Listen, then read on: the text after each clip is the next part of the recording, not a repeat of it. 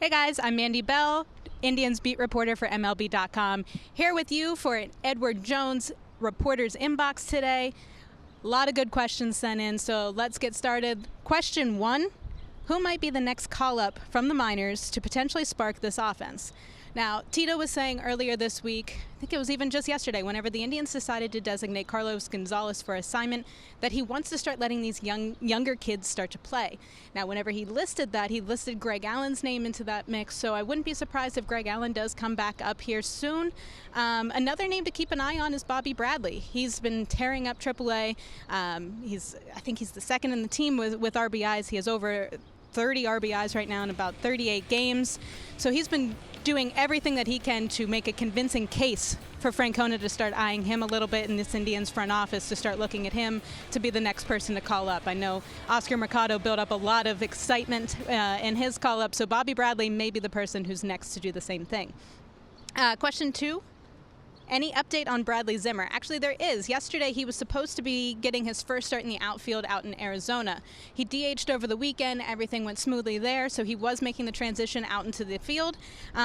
Tito thought he was going to be making his way to Columbus in about 5 or 6 days. His guess was around the 28th, so that's at least a good sign for Bradley Zimmer. I know a lot of fans have been tweeting at me constantly asking, when is he going to be coming back?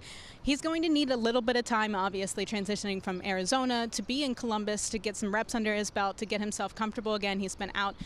He had shoulder surgery last July, so he has a lot to build back from, but it's at least a positive step in the right direction to be back on a rehab assignment now. So he should be back around the 28th in Columbus, so at least good news there for the Indians. Now, question 3. Can you see the Indians trading Brad Hand within the division to the Central leading Twins?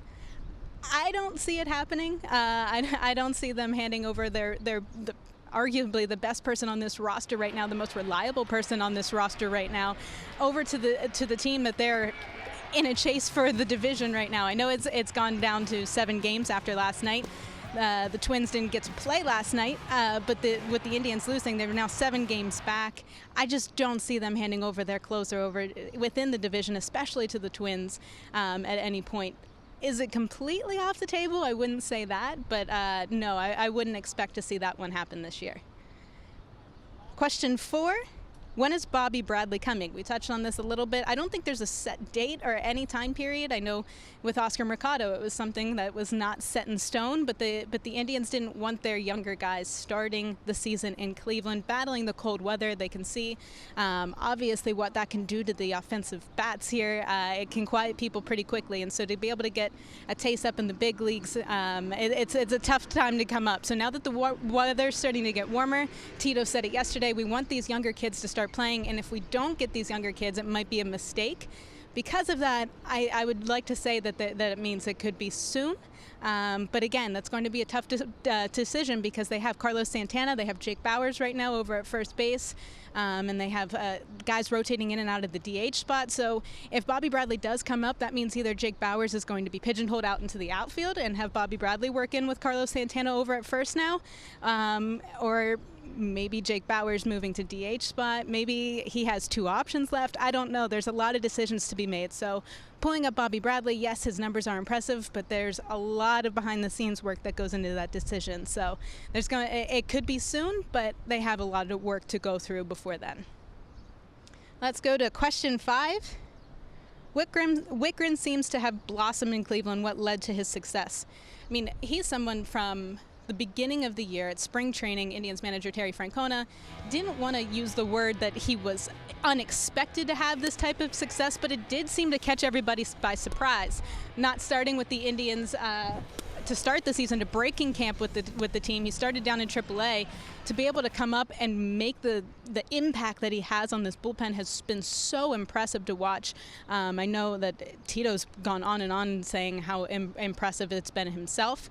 I don't know necessarily if there's an actual pinpoint thing that we can label to say what's led to his success. He seems to be very comfortable. He seems to be very confident, and I know that's something that Tito always says. His confidence is the key for most of this stuff.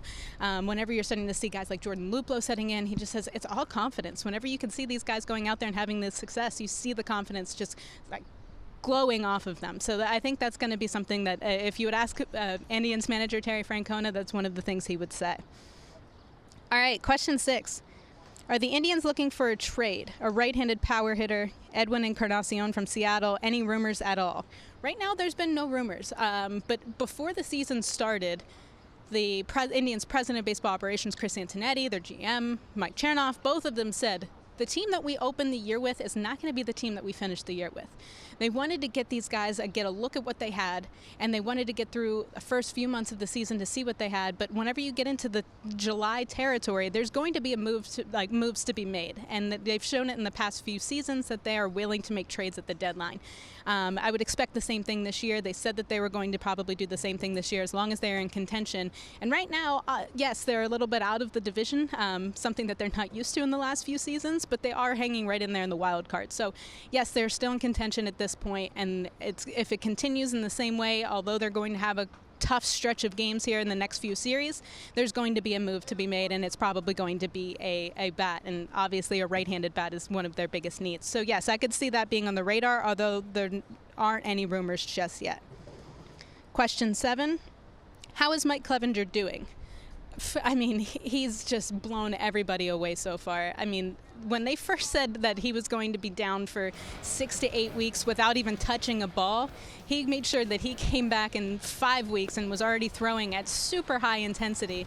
I mean, Francona says every single time he only knows one speed, and that's to go fast. And when he had his first bullpen session of just 20 pitches, he was in there throwing as hard as he possibly could. So instead of trying to maintain his intensity, they decided to limit his pitches and slowly increase them as they go, because they knew they couldn't get him to back off the pedal. As soon as he touches that ball, he's ready to go.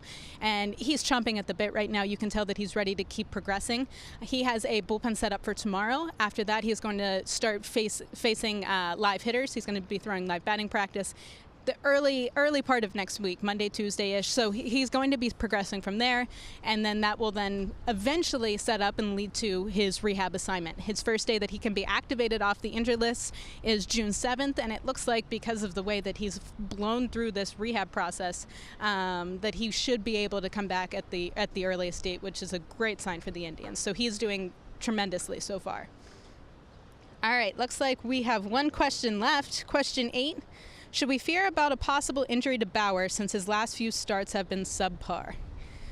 No. He would be the first person to say if something was wrong, and he's taken complete ownership of his last few starts.